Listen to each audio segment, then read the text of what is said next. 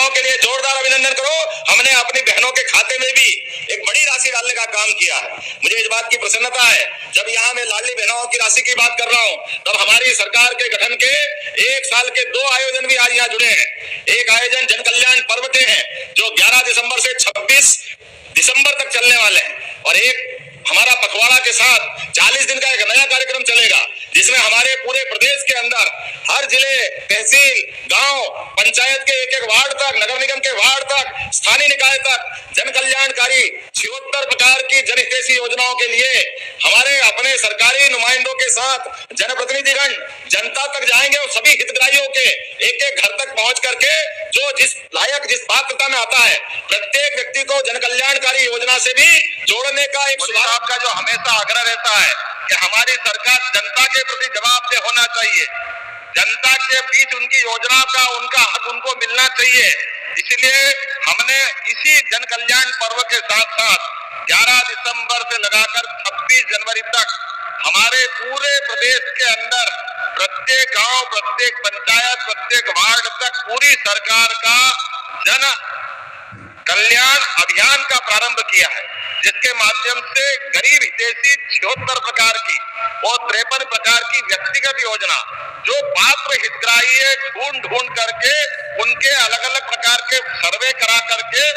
शिविरों के माध्यम से उनके अपने जीवन में सरकार के सभी प्रकार के लाभ देने का निर्णय किया है। जिसके माध्यम से मैं आपको बताना चाहूंगा कि आज मतलब 23 तारीख तक 7,000 से अधिक शिविर हमने आयोजित किए हैं, जिसमें 5.5 लाख से अधिक आवेदन आए थे, जिसमें 3 लाख आवेदनों का निराकरण हमारे द्वारा करा दिया गया है। ये जन कल्याणकारी योजना है। केवल हमारे इस प्रकार के भूमि पूजन लोकार्पण के अलावा भी जनता के हित की बात जनता के घर जाके करें, ये घर घर अभियान चलेगा। आज स्वर्गीय भारत रत्न अटल बिहारी वाजपेयी जी की भी जयंती है, और ये सुखद संयोग है। अटल बिहारी वाजपेयी मूलतः मध्य प्रदेश के ग्वालियर के रहने वाले थे। ऐसे में आपने आकर के जो हम पे कृपा की, मैं आपका दोनों हाथ जोड़ के आपका आभार भी मानता हूं और जनता की तरफ से धन्यवाद देना चाहता हूं। हमारे मध्य प्रदेश के संदर्भ में जब भी सूखा पड़े माननीय प्रधानमंत्री जी, तो आंख मीच के लोग जान लेते थे सूखा पड़ा मतलब बुंदेलखंड में सूखा पड़ा, क्योंकि यहाँ सदैव से पानी की इतनी कठिनाई थी, इतनी परेशानी थी कि जैसे ही सूखे की खबर आती, बारिश कम होती, लोग अपने दरवाजा निकाल करके अपने दरवाजे की जगह ईंट से दीवार बना करके उसको लीप करके लोग अपना घर छोड़ के चले जाते थे, क्योंकि यहाँ रह करके अपनी मेहनत मजदूरी आजीविका के लिए कुछ होता नहीं। लेकिन ये भी गौरवशाली पक्ष है कि ये बुंदेलखंड का इलाका